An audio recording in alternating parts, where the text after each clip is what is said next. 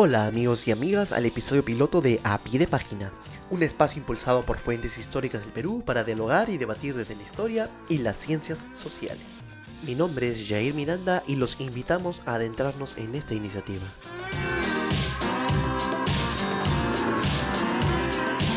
Este episodio tiene como invitado al historiador trujillano Junior Velázquez Chero, con quien conversaremos en torno a su tesis de maestría titulada Condiciones para iniciar el uso social del cementerio Miraflores de Trujillo como monumento histórico, parte del patrimonio cultural de la nación, la cual pueden consultar a través del repositorio digital de la Universidad Nacional de Trujillo.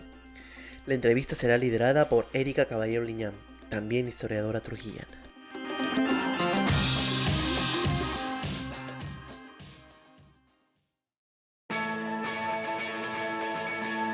Bienvenido Junior, ¿cómo te sientes hoy?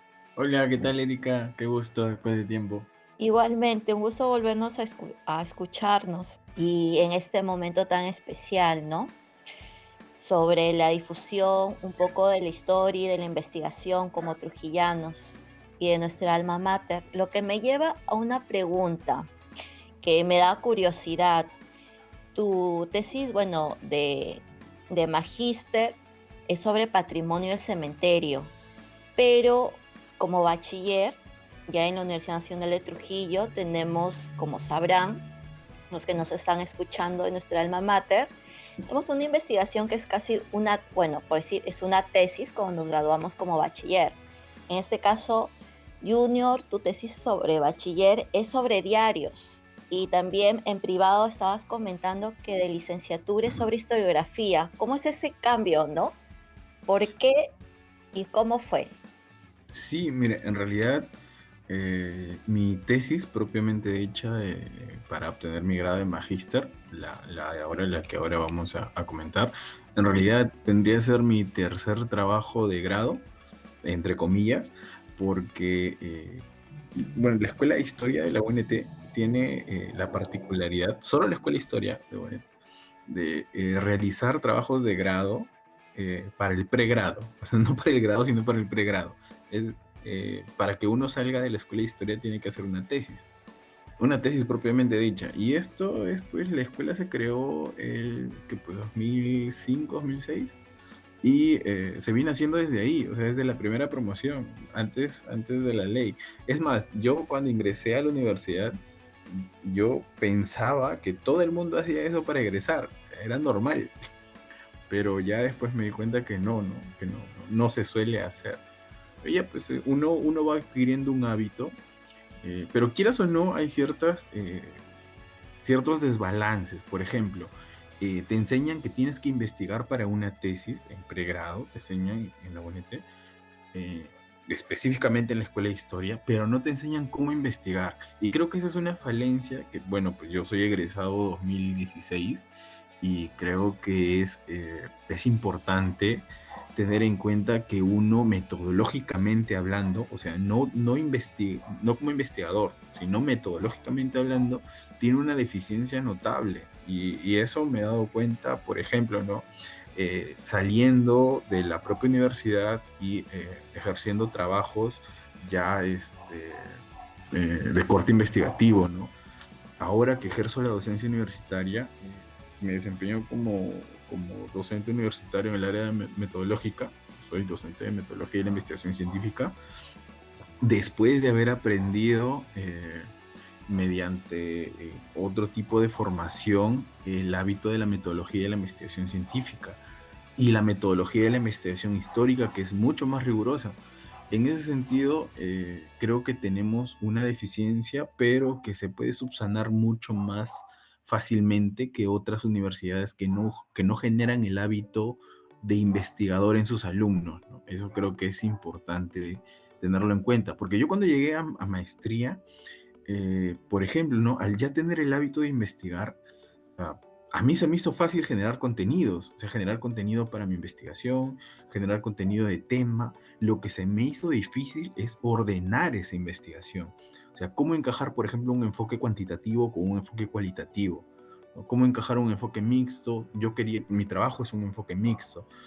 Y eso para mí fue un reto grande que tuve que subsanar desde maestría, o sea, aprendiendo la forma. Eh, para- Creo yo que fue lo más importante de la maestría, o sea, lo que me enseñó más a mí en maestría fue aprender la forma metodológica, la forma, cómo generar un trabajo metodológicamente hablando correcto. Porque en cuanto a contenidos, en cuanto a generar un contenido, la escuela de historia me dio mucho, la verdad, ¿no? En cuanto a investigar, saber investigar.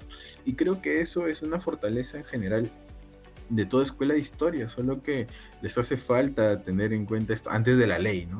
Ahora la ley obliga a generar un trabajo de investigación, una tesis para egresar. Y creo yo que eso es importante, es muy importante resaltarlo. Claro, Junior.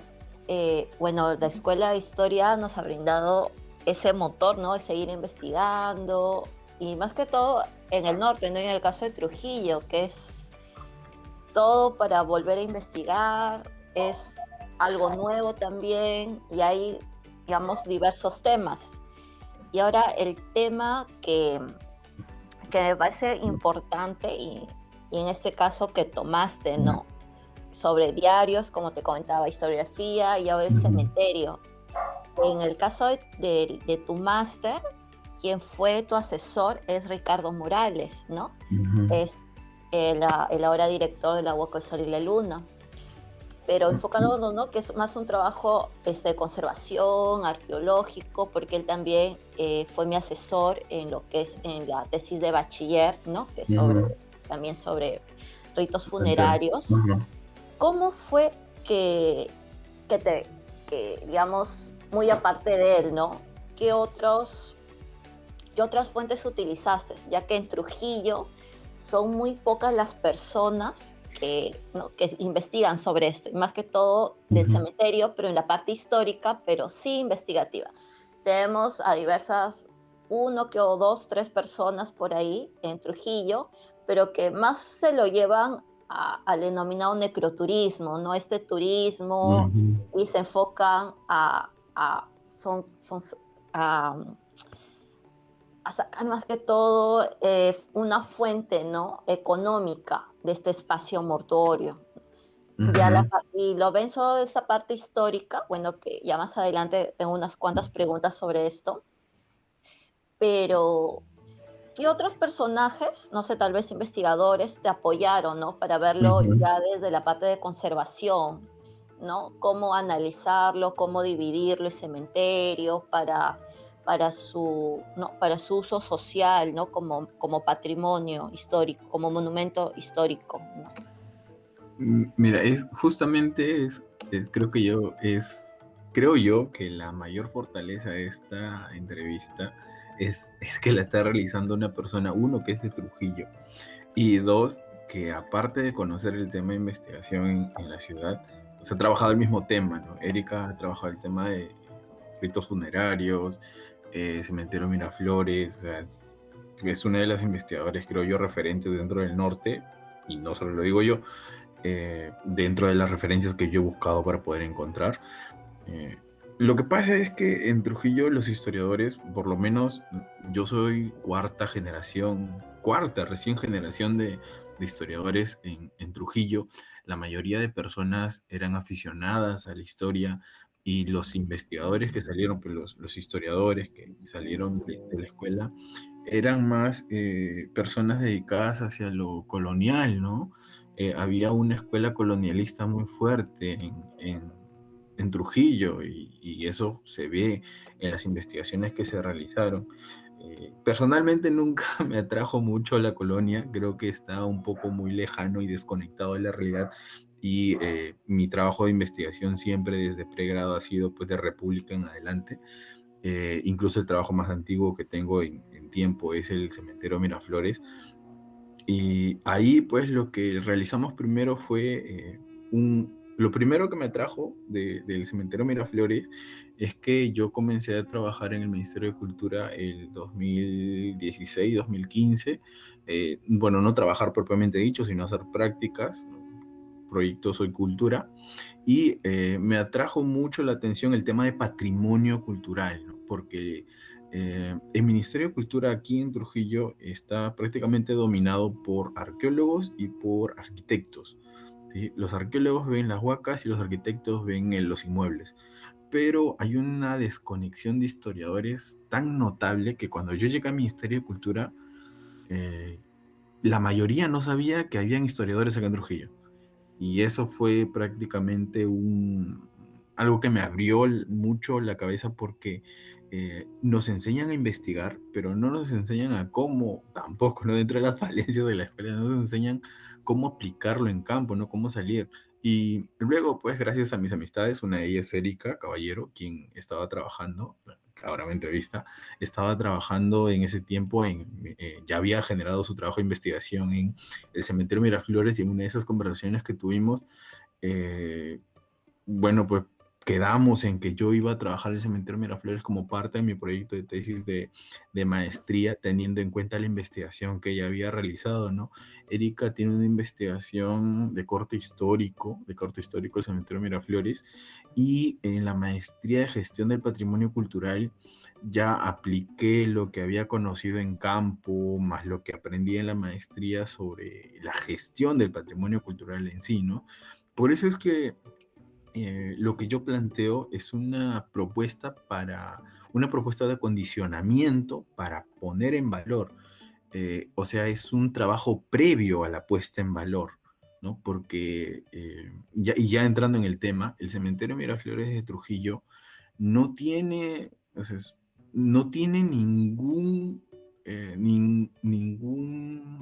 ¿cómo se le puede decir? Ningún trabajo realizado dentro dedicado al patrimonio cultural. El cementerio Miraflores de Trujillo tiene pues lo que es la categorización como monumento histórico, que data del 70, pero se le dio la categoría y ahí quedó todo. Luego salieron personas, amigos del cementerio, ¿no? Esporádicos, perdón, personas esporádicas, personas espontáneas, ¿no? Que querían ayudar, ¿no? Decían, bueno, esto de acá ayuda y tal, pero no ha habido ningún esfuerzo metodológicamente relevante, ningún esfuerzo que venga desde la propia investigación, que sustente una recuperación del cementerio Miraflores de Trujillo como patrimonio cultural. Y creo que de esto se ha valido, y si hay que decirlo, la beneficencia pública, porque es el ente que regula el cementerio Miraflores de Trujillo, se ha valido de esto, de que no exista nada, o sea, metodológicamente hablando nada, solamente el Ministerio de Cultura pues va y certifica, ¿no? Que hay daños. eh, Se coge de esto para seguir utilizando el espacio, ¿no? Sigue utilizando el espacio como un cementerio activo, cosa que ya no debe suceder, ¿no? Uno, por el lugar donde se encuentra. El cementerio Miraflores de Trujillo se encuentra prácticamente en el centro histórico de Trujillo, nada más a 2 cuadras fuera del círculo. Para quien conoce Trujillo, Trujillo es pequeñísimo, prácticamente a 2 cuadras de la muralla, ¿no?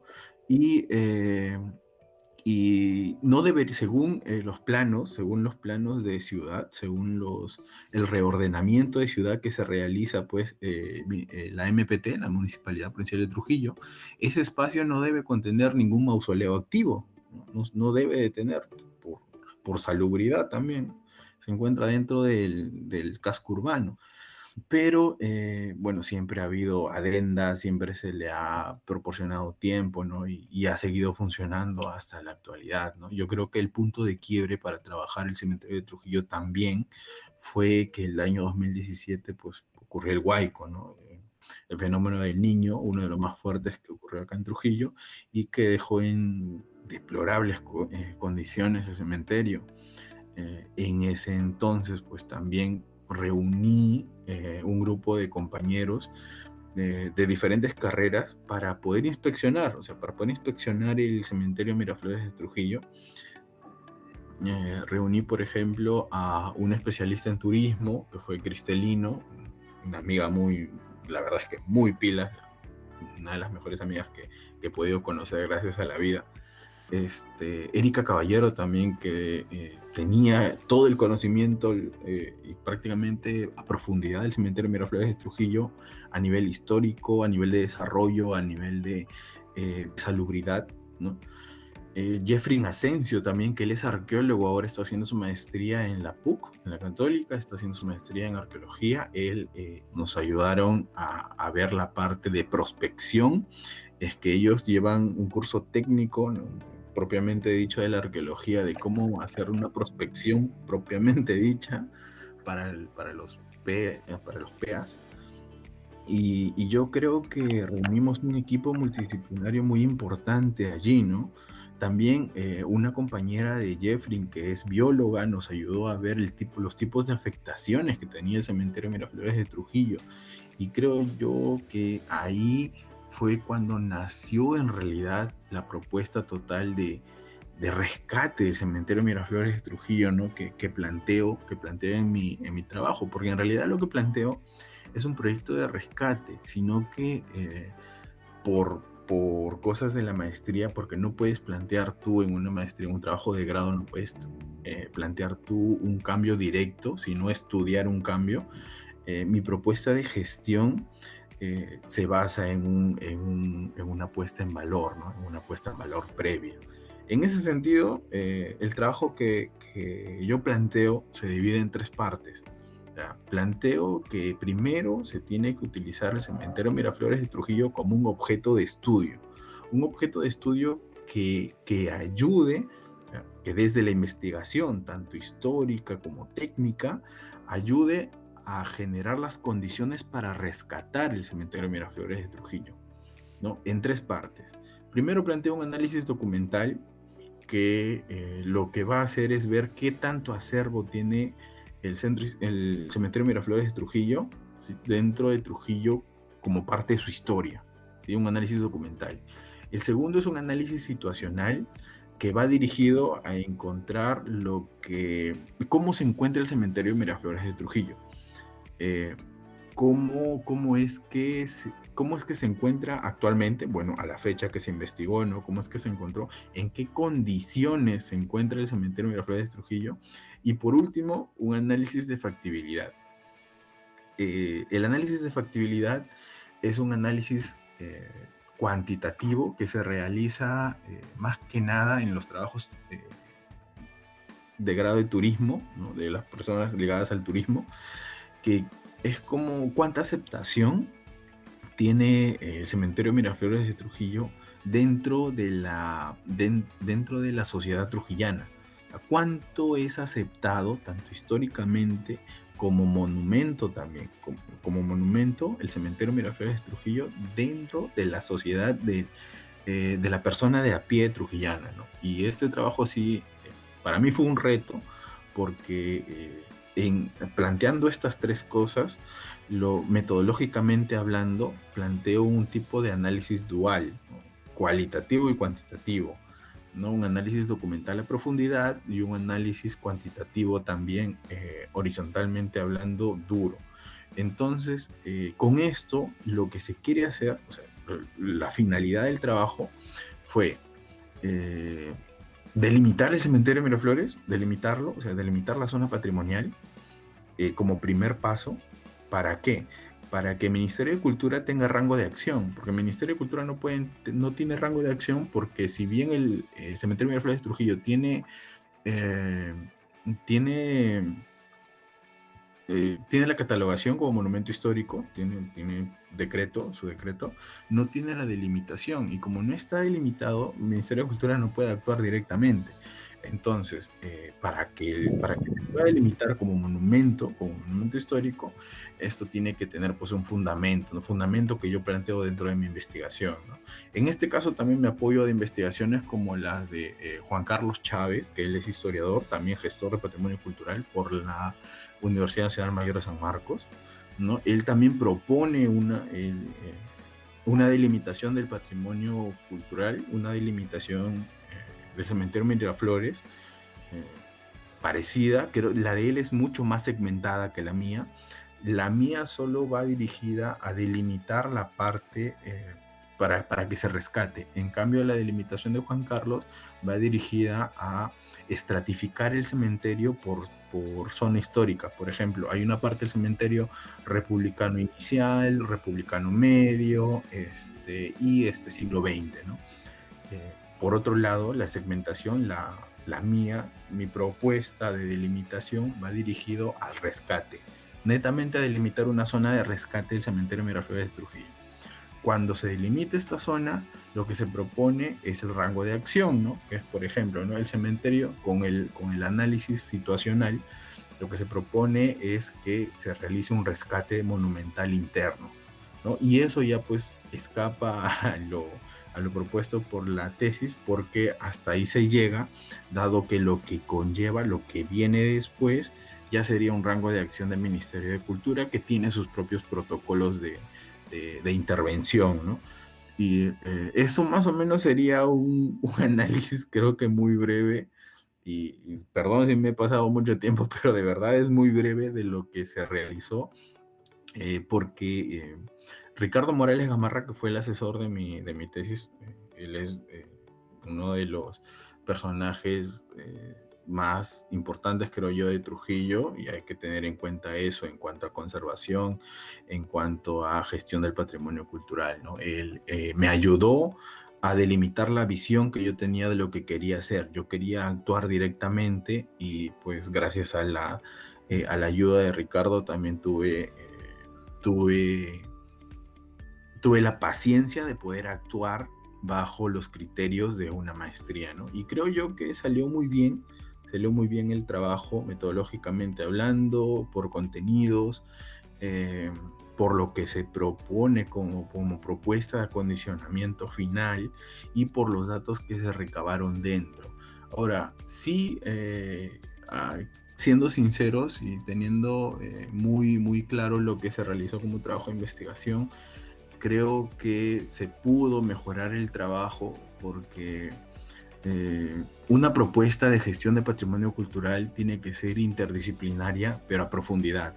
Entonces, un trabajo, por ejemplo, de un biólogo molecular o de una persona netamente especializada a nivel técnico, de lo que se puede encontrar, un especialista en conservación, creo yo que serían el complemento fundamental para, el rescate del cementerio Miraflores de Trujillo. Y bueno, creo que es importante también mencionar que acá en Trujillo rescatar el patrimonio cultural siempre se ha valido de decir vamos a las huacas. O sea, siempre se ha visto como patrimonio cultural a lo arqueológico. Y el patrimonio cultural histórico, ¿no? Que es como la delimitación que tiene el Ministerio de Cultura, el patrimonio cultural histórico que viene después, ¿no? El que sería lo post, lo post, después de lo prehispánico, lo que viene pues con la colonia en adelante hasta lo republicano, también es importante, ¿no? Sino que hay una desconexión, hay una desconexión, y eso me he dado cuenta en el análisis de factibilidad, hay una desconexión entre población y patrimonio cultural histórico, porque el patrimonio cultural arqueológico es gratuito y público. Bueno, no tan gratuito, ¿no? Pero es público, es público. En cambio, el patrimonio cultural histórico, que generalmente son las casonas, generalmente son de ese corte, en una casona, casa hacienda, son entidades privadas, y lo privado genera mucho rechazo poblacional, y eso me di cuenta pues aplicando, o sea, yéndome a campo, haciendo el análisis de factibilidad, que el ciudadano de a pie, por lo menos el trujillano, genera una especie de rechazo hacia ese tipo de historia porque no la considera suya. Y vi un nicho, o sea, vi un nicho de acción en el cementerio Miraflores de Trujillo, porque el ciudadano trujillano sí lo considera, o sea, sí considera el cementerio Miraflores de Trujillo dentro de su acervo cultural, o sea, sí se siente identificado, porque ahí hay hay un espacio gris entre lo público y lo privado, ¿no? Un cementerio genera este espacio gris que creo yo debería ser utilizado para una propuesta de revaloración de casonas, ¿no? De una entidad privada.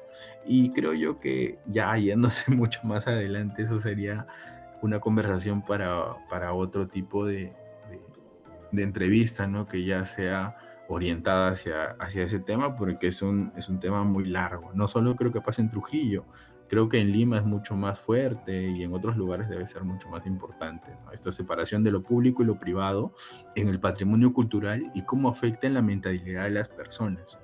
Claro, pero me has hecho recordar cuando yo empecé a investigar sobre esto y fui a buscar el archivo de la beneficencia, pensando que también existía un archivo así como existe, ¿no? La Beneficencia Pública de Lima. Y ingresé a dos cuartos que eran un sótanos, ¿no? Y era todo oscuro, había cucarachas, Ujú, insectos, ya casi ujú, abandonado. Por ahí encontré una memoria, ¿no? Hice una conservación preventiva, todavía era bachiller, ujú. le dije a la secretaria que por favor lo cuidara, todo. ¿Cómo estará ahora? Nos ha hecho recordar y me lleno de tristeza, ¿no? Pensando eso. Felizmente las memorias ya del siglo XX sí lo tiene en secretaría, ¿no? Ujú. Pero el mismo cementerio tiene su propio archivo. Al principio me lo Sí. negaron y luego ya pude acceder y la mayoría se perdió con este huaico, ¿no? Con lo del fenómeno del niño 2017, pero esto ya viene desde antes. En 1925, Víctor Raúl Allá de la Torre hace un informe periodístico al comercio, se Ujú, publica también en la industria sobre estas lluvias. Luego tenemos en 1800, para el siglo XVIII también, igual se viene afectando el cementerio. Entonces, tenemos ya un antecedente sobre esto, pero ujú, así como el cementerio digamos, es afectado por las lluvias, ¿no? Por el fenómeno del niño, también el caso de las casonas, ¿no? De las ujú, casas históricas, de los monumentos históricos. Y en pleno bicentenario, por ejemplo, cuando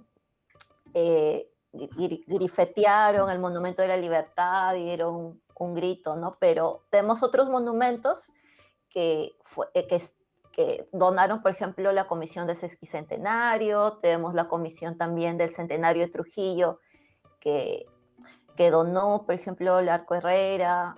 Entonces, esos monumentos que están ahí olvidados, la de la Plazuela de Iquitos también. Entonces, creo que eso de la valorización, no solo del cementerio, también va un poco más allá de, ¿no? De ver esta identidad, porque viendo tu tesis también, algo que ayuda bastante a reconocer, por ejemplo, esa conexión, como has comentado, de la ujú, población de Trujillo, ¿no? Con el cementerio como patrimonio, son las encuestas, ¿no? Y esto ujú. como que favorece para reconocer, ¿no? Reconocer como valor histórico, cultural o artístico.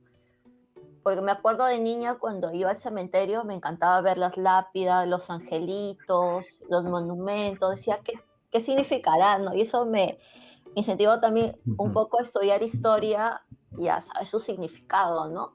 Que esta iconografía fúnebre, ¿no? Que ayuda bastante. Cuando Y entra por el patrimonio. exacto, entra por el patrimonio y entra también saber, por ejemplo, los donativos que se hacen para la construcción de mausoleos, ¿no? Tenemos de senadores, de hacendados, de literatos, por ejemplo, Francisco Sandoval, que formó parte de la Bohemia y el Grupo Norte, están ahí enterrados. ¿Sabes, Y sabes qué creo que favoreció mucho el trabajo que realicé? Es que yo tenía miedo que realizando esas encuestas, porque un factor importante era la aceptación de las personas. ¿Aceptación de qué? O sea, aceptación no solo del cementerio como parte de su cultura, sino aceptación del cementerio como algo distinto a un cementerio. Y yo tenía miedo de que los resultados, o sea, de que encontrando los resultados la gente no quiera tocar el cementerio Miraflores. O sea, tenga miedo de tocar el cementerio Miraflores. Y por el contrario, o sea, la gente en Trujillo, según lo que yo encontré, es muy abierta, es demasiado abierta a tener un cementerio en Miraflores como un museo, o sea, un cementerio que no solo sirva como mausoleo, ya no como mausoleo, sino que sirva como una entidad cultural, o sea, que se convierta en un ente culturalmente hablando relevante, activo, no solo dormido, sino activo. Y el cementerio Miraflores tiene, o sea, tiene el potencial de serlo. Y justamente ese es uno de los propósitos del trabajo, ¿no? Que se vea, que se vea que el cementerio tiene el potencial para ser un eje cultural activo y que también la gente lo acepta. O sea, que no es que se va a chocar, que no tiene que haber un ente de fricción, que no va a haber una desconexión población-monumento, sino que por el contrario, esta conexión existe. Y creo que esa es la relevancia que más me gustó, que lo que mejor, creo yo, recibí dentro de mi investigación, ¿no? El trabajar en campo esto y ver que la gente sí es accesible a este cambio como monumento, ¿no? Y también tener en cuenta que legalmente hablando, el cementerio Miraflores de Trujillo ya no debe estar activo como cementerio.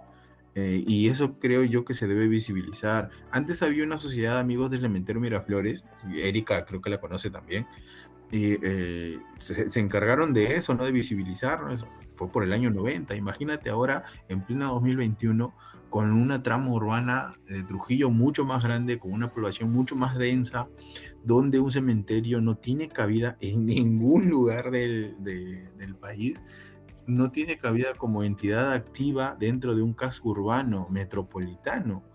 Y bueno, teniendo en cuenta que el cementerio ya se encuentra lleno también y ya se saturó hace tiempo. Y bueno, esto creo yo que abre mucho el- la mentalidad de las personas que trabajan dentro de cultura en Trujillo, ¿no? Generalmente se van a dos polos, o se van a trabajar o trabajan dentro de patrimonio cultural pero arqueológico, o trabajan como cultura viva, ¿no? Museos, algo más contemporáneo, arte moderno, pero hay un espacio vacío que es el espacio republicano colonial, ¿no? Ese espacio que generalmente se ve como privado, ese espacio que generalmente se ve lejano, ese espacio que generalmente se ve como algo elitista, ¿no? Que no necesariamente tiene que ser así y puede cambiar, y creo que en mi trabajo he querido plasmar eso, ¿no? Plasmar ese cambio, que la gente puede identificarse con esto, con esta herencia que tiene. Claro, pero también nos aparece o nos muestra la otra cara, ¿no? De que la mayoría de población no sabe que el cementerio es monumento histórico de la nación, ¿no? Y eso es como Ujú, que también es un llamado de atención, ¿no? Para las autoridades, porque claro. no se ha hecho un trabajo sobre eso. ¿Cuántos monumentos históricos tenemos en Trujillo? ¿Cuántos espacios, por ejemplo, Ujú. ya se están cayendo, ¿no? Están ya muertos, están ausentes. Y no solo históricos, también pueden ser espacios que tengan influencia o que hayan sido influenciados por la literatura, ¿no? Por la Claro. Todo parte, creo yo, de lo que, y eso creo que es un trabajo necesario, que ojalá que alguien se base a eso, pero yo me he dado cuenta y me di cuenta realizando esta investigación que la gente tiene una noción de lo que es cultura muy elitista. O sea, creen que cultura es algo que se te va a adquirir a ti cuando tienes estatus. Y no es así, o sea, todo parte de la definición de cultura que tenga la población para que la gente comience a cuidar los productos culturales que tiene.